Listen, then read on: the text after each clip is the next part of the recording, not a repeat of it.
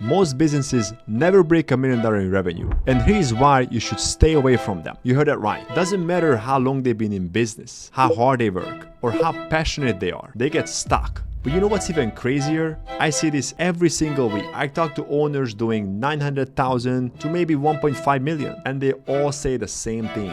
The business could easily do 5 million or even $10 million if I wanted to. So I always ask, if it could, why hasn't it? So in this video, I will break down why I walk away from most $1 million businesses and what red flags you need to spot before wasting your time. Hey, I am Nandor, and I've built startups from scratch and scaled service companies to multiple seven figures. And now I'm focusing on buying them or helping them to exit. So in this video, I'm going to share why most businesses get stuck at the $1 million mark, why they never scale past it, and why buyers like me walk away even when the numbers look good on paper. So first, let's start with some data. Do you know that there are 33 million small businesses in the US and only 4% of them hit $1 million in annual revenue? That means 96% never makes it that far. So if you're doing 1 million, congrats to you. You're already a rare company. But here's the thing, most never grow past it, and eventually they wonder why they're stuck, or worse, they try to sell and realize two brutal truths. Number one, no one wants to buy what they have built. And second, no one is willing to pay what they think it's worth. And here's what I hear all the time. We've been doing $1 million for years. If I really wanted to, I could scale this to $5 million easy. But the reality is, they have been stuck at the number for 5, 10, or even 15 years. They still think it's worth 5 million, even though nothing is changed. So as a buyer, the biggest red flag,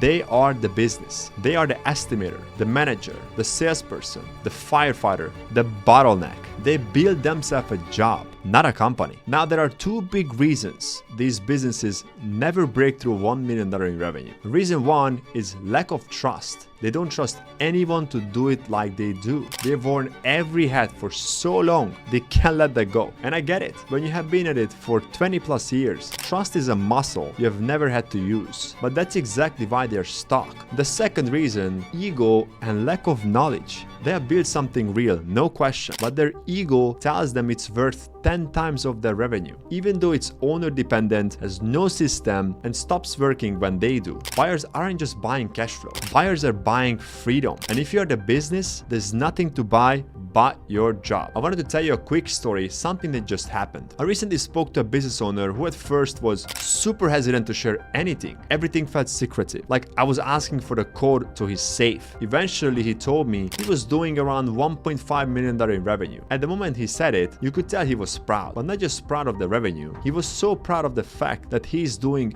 everything. The sales, the marketing, the bookkeeping, the customer calls, even the invoices. He told me, and I quote, "I don't trust anyone to do it like I do." And I just sat there and thinking, that's why there is why he will never scale. There is also why no one will buy his company. He was describing every single red flag a buyer looks for. No team, no system, no trust, and zero understanding of how a business is actually valued, which is all okay. Most of the business owners only sell once in their lifetime. The worst part, he thought doing everything made the business more valuable, but in the reality, it does the opposite. The more a business needs you, the less it's worth. And this is the trap most $1 million business owners fall into. They think being irreplaceable is an asset, but buyers, we see it as a liability, because if everything lives in your head and you leave, there's nothing left to buy. Now, if you're buying a business, this is what to watch for. If the owner does everything, if they haven't taken a vacation in 5 years, if their system lives in their head, you want to consider walking away. Unless you want to buy yourself a job and become an operator, these businesses are a trap. So when I talk to any company, I don't just ask, how much profit are you making? I ask, could this run without you? Do you have a real team in place? Are your systems written down, or they only exist in your head? And a bunch of other questions, of course. And 9 times out of 10, the answer is no. So here is what I look for when I'm buying a business. I look for leverage. That means systems, team, and a structure. If the owner can disappear for a month and things still run, that's a huge green flag. It tells me the business has legs. with or without them. Second, look for real support, not just the owner doing everything. You don't need some perfectly built machine. Most small businesses won't have that, but you do want to see a sign of structure. Is someone else coding the jobs, answering phones, managing crews? Is there even a basic playbook for how to do these things? If everything lives in the owner's head and they are in every single role, the second they're gone, the business is gone too. And that's not something you want to step into.